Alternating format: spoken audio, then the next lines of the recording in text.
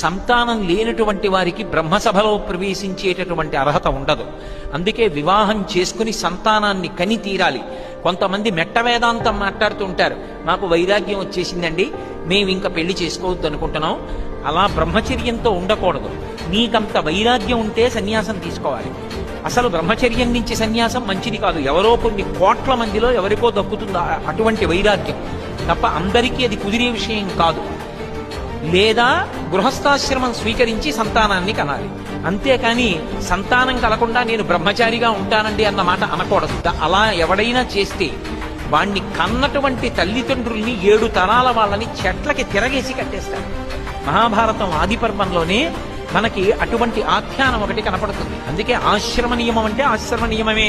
నాకు చాలా భక్తి అండి, నాకు చాలా వైరాగ్యం అండి, నేను పెళ్లి చేసుకోనండి అనకూడదు. అంత భక్తి ఉన్న త్యాగరాజస్వామి వారు చేసుకోలేదా? ముత్తుస్వామి దీక్షితారు వారు చేసుకోలేదా?